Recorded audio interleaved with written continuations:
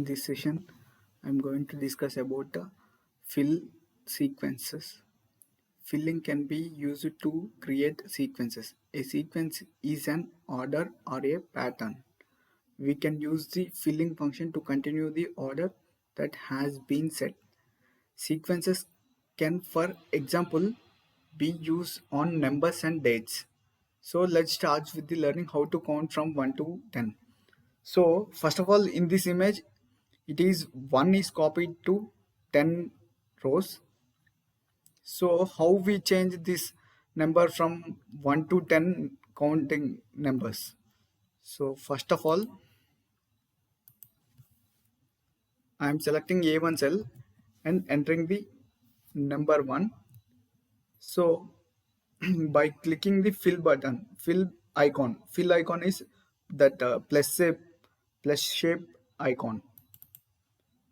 So I'm holding the mouse click and dragging to the 10th row. So it is copied from 1 to 10. That is shown in this image. So change the value of A1 to 1 to A2 to 2. So I am changing the A1 value to 1 and A2 value to 2. We now have two different values in the cell A1 and A2. Now fill A1 to A10 again. So I'm selecting these two cells and pressing on the fill button.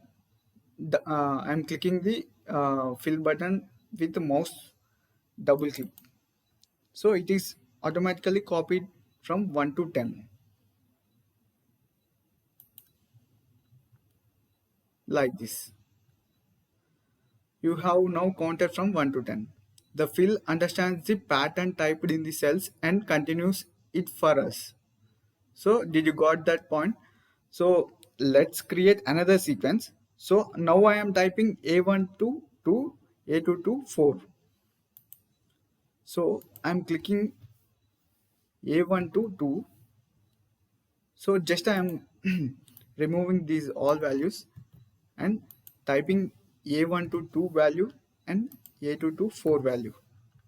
So now I am selecting these two cells and pressing the fill icon to I'm clicking the fill icon and dragging bottom to 10 rows. So it is automatically calculated the even integers from 2 to 20.